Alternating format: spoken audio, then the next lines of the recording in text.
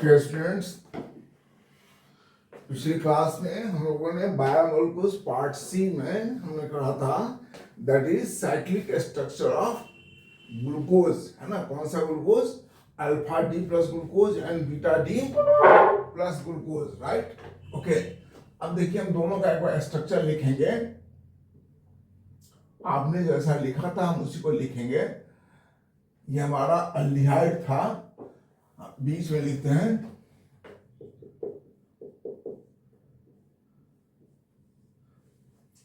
ये मार्कर बार बार धोखा दे जाता है।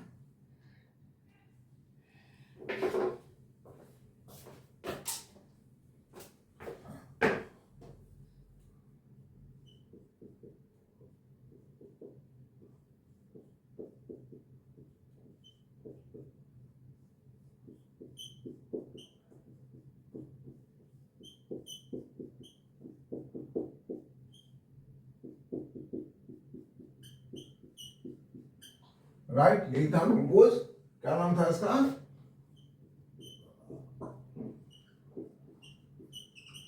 D glucose.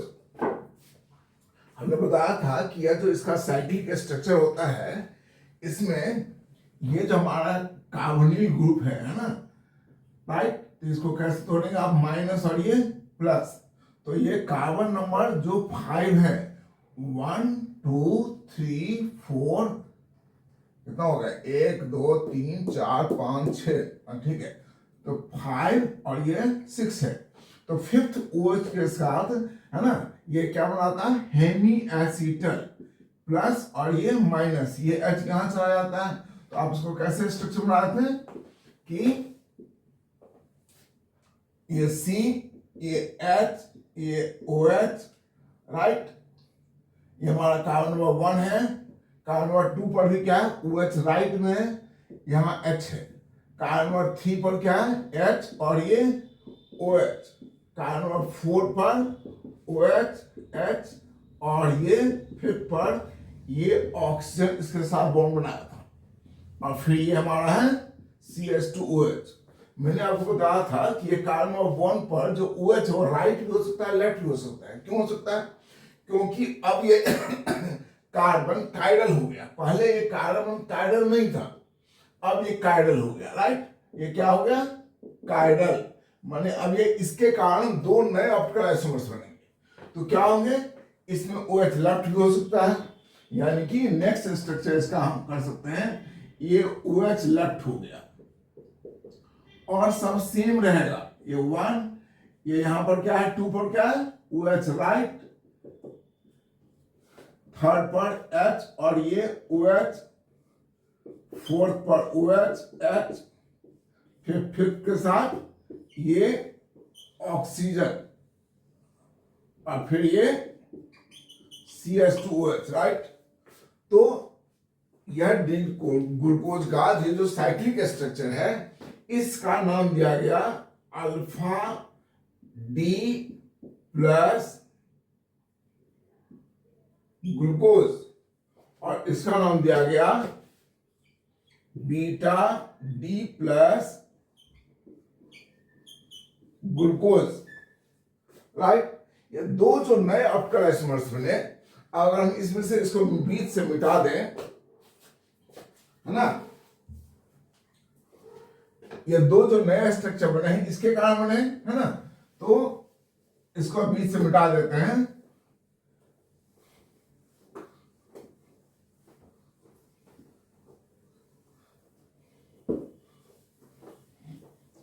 तो अगर इसके सामने आप एक मिरर रखो,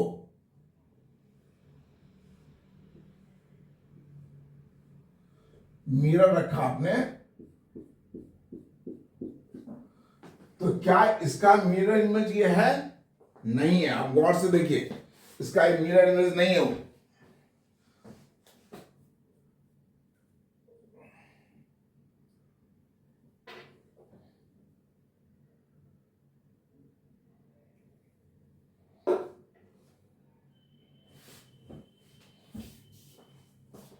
कल मैं 1 दर्जन मार्कर खरीद कर आऊंगा। ये पता नहीं क्यों धोखा देने लगता है।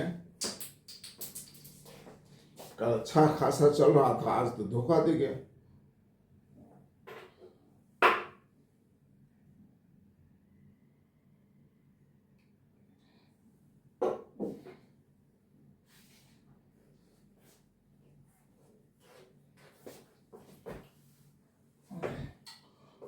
तो ये दोनों एक दूसरे के मिरर इमेज नहीं है, लेकिन ये दोनों ऑप्टिकल आइसोमर्स हैं, राइट। ये दो नए ऑप्टिकल आइसोमर्स जो बने हैं वो किसके कारण बने? इस कार्बन 1 के कारण होने के कारण। तो इसलिए इन दोनों को हम बोलते हैं anomers. Anomers, right. So anomers are, अच्छा ये इसको ऐसे उठा करके इस पर रखो, जैसे वैसे उठाओ ऐसे और इस पर रखो। क्या ये सुपर इंपोज करेगा? नहीं करेगा, क्योंकि ये इस OH पर कौन आएगा? ये H आएगा। इसको ऐसे उठाया ना आपने तो इस पर नहीं करेगा इंपोज। यहाँ OH है, वहां H है, और सब चीज होगा, लेकिन ये नहीं होगा। ये फर्स्ट कार्बन सुपर इंपोज नहीं करेगा। तो ऐसे क्या है, सुपर इंपोज भी नहीं कर रहा, मिरर इमेज भी नहीं है, लेकिन दोनों क्या है? ऑप्टिकल आइसोमर्स है। तो ऐसे को हम बोलते हैं एनोमर्स, राइट। तो क्या लिखेंगे? एनोमर्स के बारे में लिखे हम लोग, एनोमर्स। तो anomers are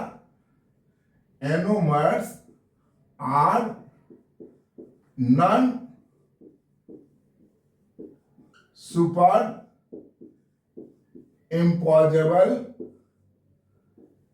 non mirror image optical isomers। Anomers क्या होते हैं? Anomers are non superimposable non mirror image optical isomers, right. Example लिखें यहां पर, हमसे अगर पूछेगा तो क्या लिखेंगे? सो अल्फा डी प्लस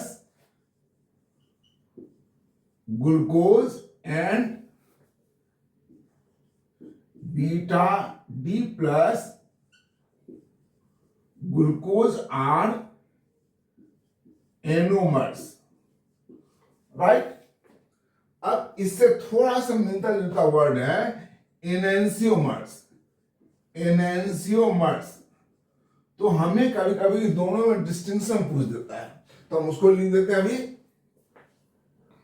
तो लिखे difference between anomers and एनेंसियोमर्स।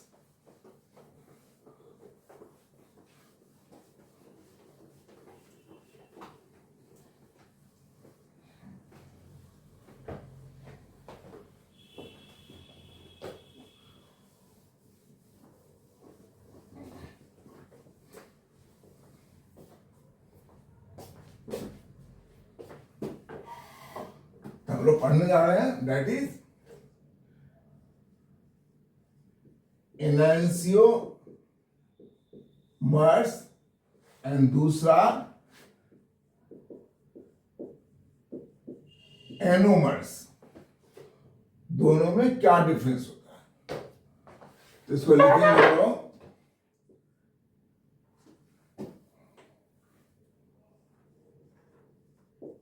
एनेंसियोमर्स are non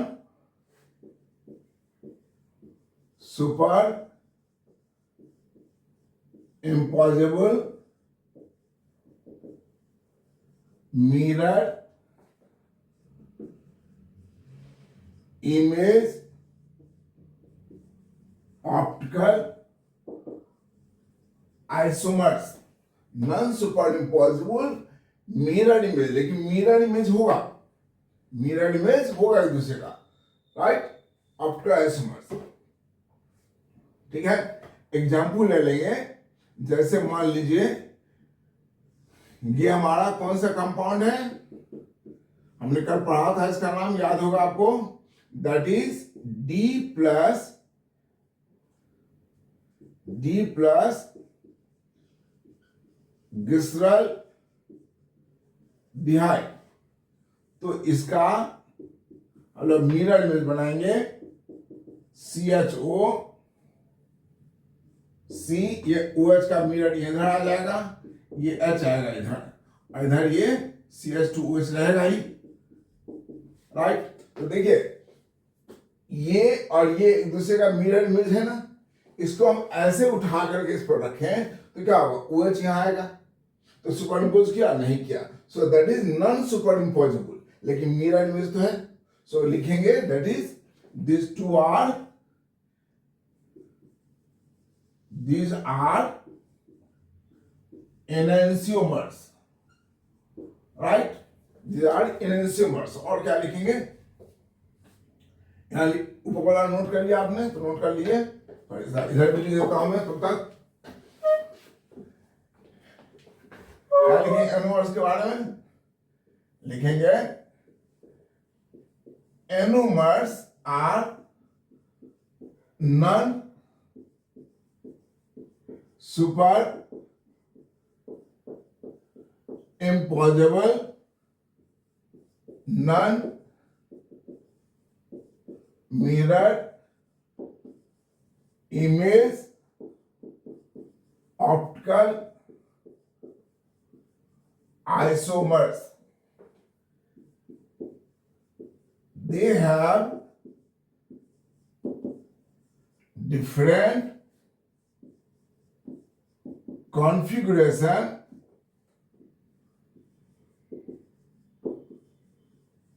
only around C1, chiral carbon। और भी लिखेंगे point,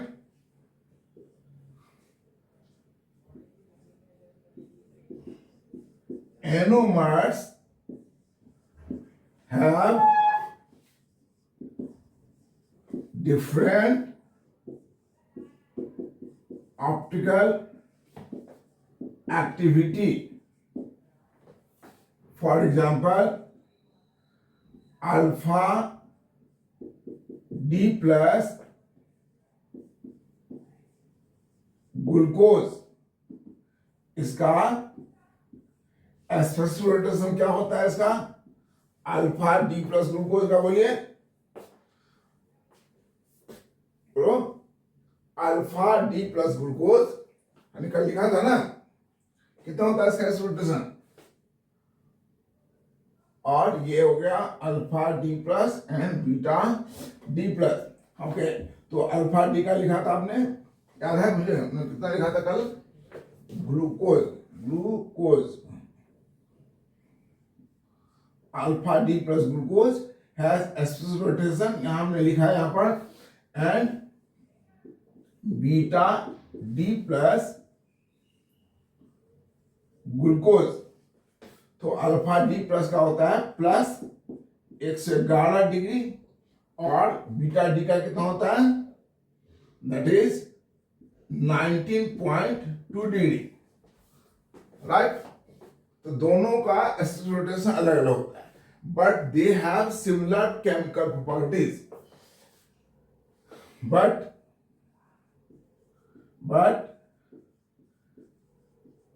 anomers have similar chemical properties। इसमें क्या लिखेंगे,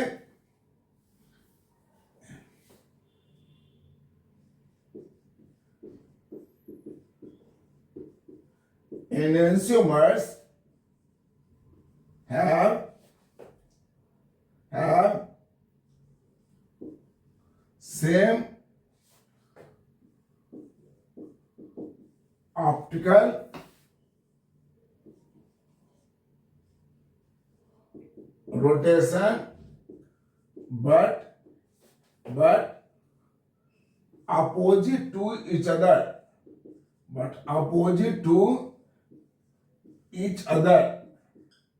मतलब ये है कि अगर इसका रोटेशन मान लीजिए +55 है, तो इसका रोटेशन क्या होगा, -55 डिग्री, इसका +55, इसका -55, लेकिन इसमें क्या होगा, वैल्यू ही अलग अलग हो जाएगा. So this is the difference between anomers and enantiomers. these are enantiomers, these are enomers. Clear? तो हमने एनोमर्स और इनएंशियोमर्स की बात पढ़ी. अब इसके बाद हम पढ़ेंगे the structure of fructose. Structure of fructose. well, let's go time. I think you all are clear about this.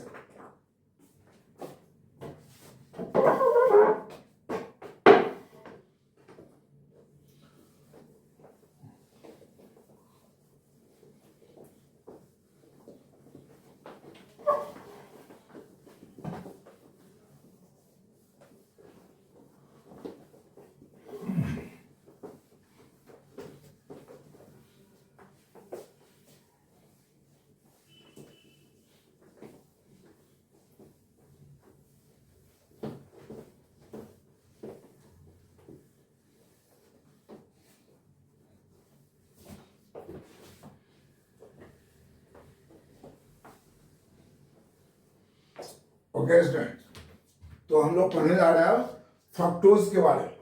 Right, fructose के बारे में हम लोग पढ़ने जा रहे हैं.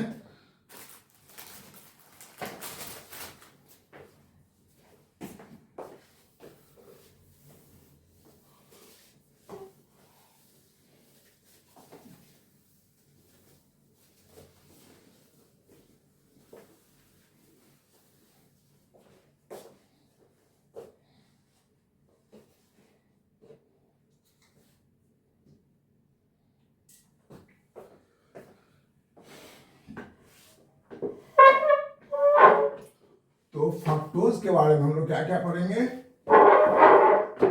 जितना ग्लूकोज के बारे में पढ़ा उतना फ्रक्टोज के बारे में नहीं पढ़ेंगे. फ्रक्टोज, इसका फॉर्मूला वही होगा जो ग्लूकोज का होगा, C6H12O6. राइट, पहला point, on the basis of chemical properties, on the basis of chemical properties,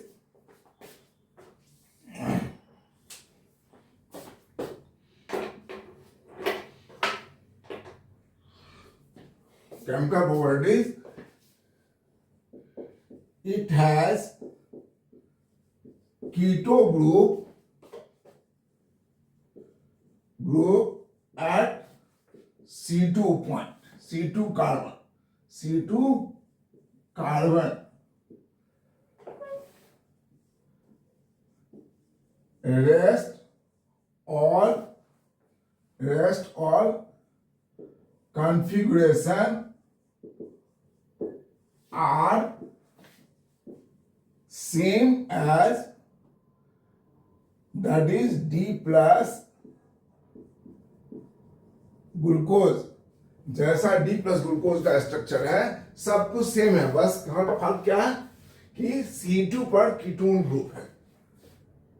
तीसरा point, that is it is levorotatory. Right, ये क्या है, लाइवो रोटेटरी होता है. लाइवो और डेक्स्ट्रो का हमें याद होगा, हम लोग क्या पढ़ा था, जो पीपीएल को राइट की ओर रोटेट करता था उसको क्या बोलते हैं, डेक्स्ट्रो, और जो लेफ्ट की ओर रोटेट करता है उसको क्या बोलते हैं, लाइवो. तो हमारा फ्रक्टोज क्या है, हमारा फ्रक्टोज लाइवो ग्रुप का आता है. ठीक है, इज क्लियर. और जब लाइवो ग्रुप का आता है तो उसको लाइवो को किससे नोट करते हैं, माइनस से. सो फ्रक्टोज आर डिनोटेड एज, कैसा होगा, तो देखो थोड़ा सा हम ग्लूकोज से रिलेट करेंगे. ग्लूकोज में आपने स्ट्रक्चर पढ़ा,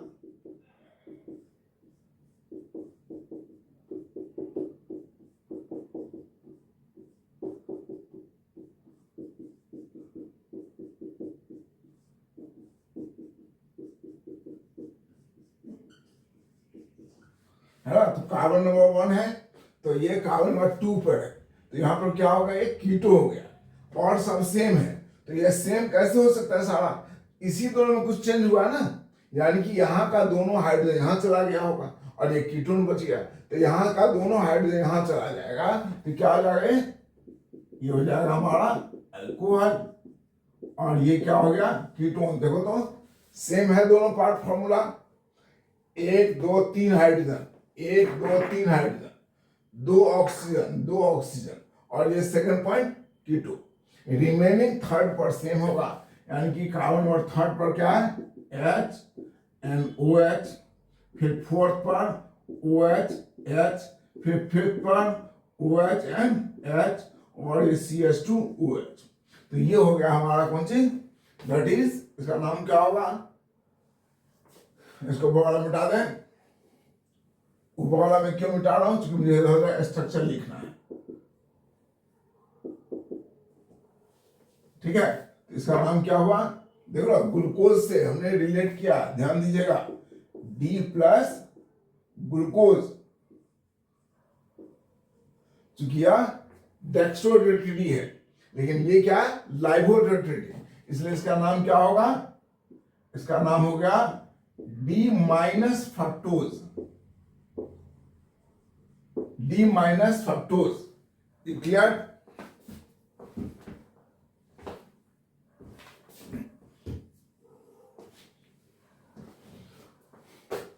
अब इसका जो साइक्लिक स्ट्रक्चर वो हमें ड्रॉ करना है, तो मिटा दे इसको, क्योंकि इसका काम यहीं तक था।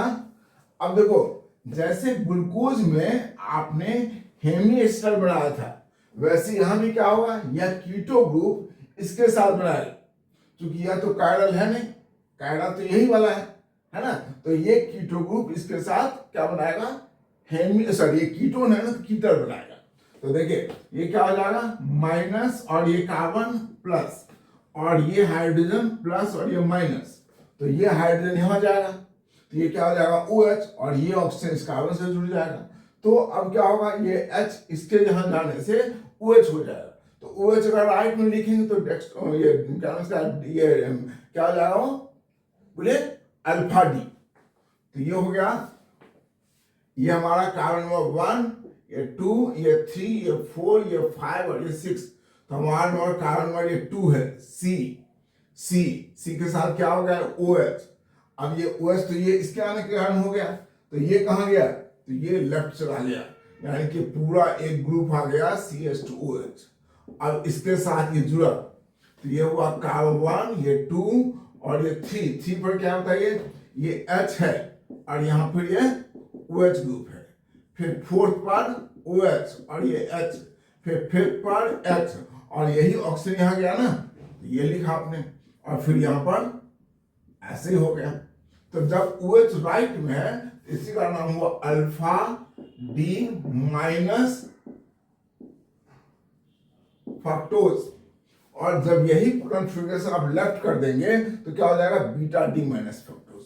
तो वो भी ड्रॉ कर लेते हैं। So that is equal to C OH2 और ये OH, ये हुआ हमारा 1, ये 2 और फिर 3 बढ़ गया, H इधर OH इधर, फिर ये OH और ये H, फिर ये 1 2 3 4 5 यहीं पर है। So this is equal to this, और यहां पे ये H और ये CH2OH। तो OH लेफ्ट हो गया, इसका नाम क्या हो जाएगा, इसका नाम हो गया बीटा डी माइनस फ्रक्टोज। वो अल्फा डी माइनस फ्रक्टोज, ये बीटा डी माइनस फ्रक्टोज कहां से आए, यहां से आए, राइट, इज क्लियर। अब हम इसका साइक्लिक स्ट्रक्चर का, हम लोग इस स्ट्रक्चर को क्या बोलते हैं, फिशर प्रोजेक्शन फॉर्मूला। इसको वाला वर्ड लाइन मिटा दूं,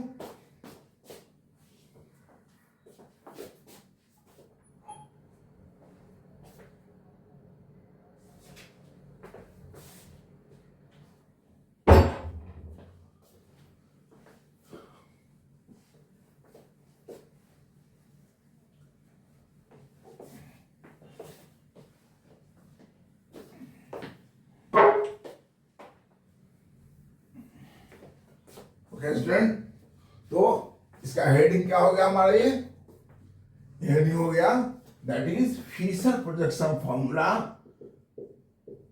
Fisher projection formula for beta D minus fructose alpha D minus fructose, right, that is cyclic structure, और ये क्या है हमारा ओपन चेन स्ट्रक्चर। अब हम इसका फिर कैसा कौन सा स्ट्रक्चर ड्रॉ करेंगे, हावर्थ प्रोजेक्शन। तो देखिए हावर्थ प्रोजेक्शन फॉर्मूला क्या होगा, देखो ये हमारा कंपाउंड होता है फ्यूरेन, इसमें कितने कार्बन है, 1 2 3 4 कार्बन, 1 ऑक्सीजन। यहां पर क्या है 1 2 3 4 और 1 ऑक्सीजन, तो दोनों का सिमिलरिटी है, इसलिए इसके स्ट्रक्चर को जब हम ऐसा लिखेंगे तो उसका नाम क्या होगा, फ्यूरानोज स्ट्रक्चर। तो इसका नाम क्या होगा, that is furanose, furanose Haworth projection formula किसका, बीटा डी माइनस फ्रक्टोज का। तो कैसा बनाएंगे, ऑक्सीजन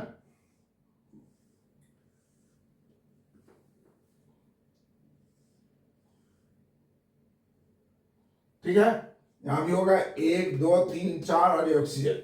अब देखो ये कार्बन हमारा जो है वो क्या 2 है, तो कार्बन नंबर 2 हो गया, इसके साथ 2 बॉन्ड, यहां भी 2 बॉन्ड, यहां भी 2 बॉन्ड, यहां भी 2 बॉन्ड, तो ये कार्बन नंबर 2 है, तो कार्बन नंबर 1 ऊपर होगा। तो देखो हमने बताया था जो राइट में होगा वो कहां होगा, नीचे होगा, तो यहाँ राइट में CH2OH है, तो यहाँ लिखेंगे CH2OH, तो ये कार्बन नंबर 1 हो गया, ये 2 हो गया, तो इस 2 पर क्या है, OH ग्रुप ऊपर में है, ये किसका है, ये बीटा डी माइनस फ्रक्टोज का।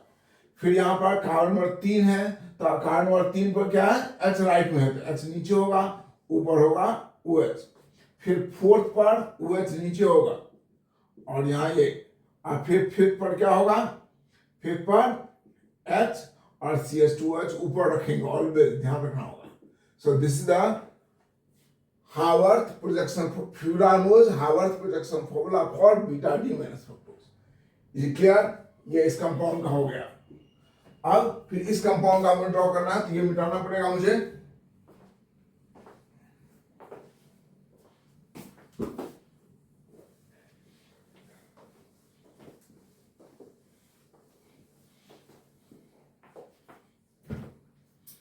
तो अब इसका कौन सा structure, Haworth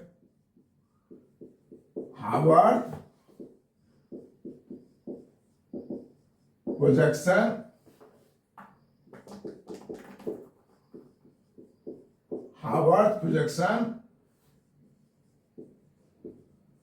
formula for alpha D minus fructose, ऐसे बनाएंगे।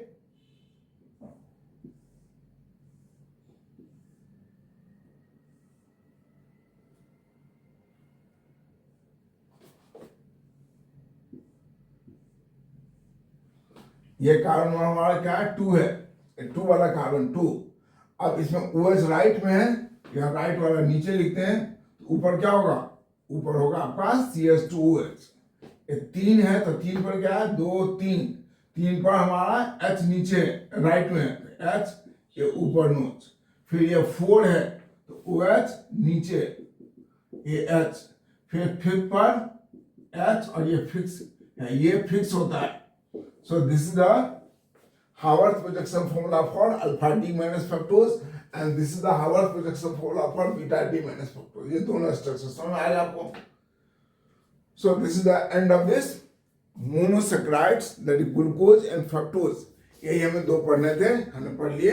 अब लोग पढ़ने जा रहे हैं disaccharides, structure of and properties of disaccharides, structure and properties of disaccharides.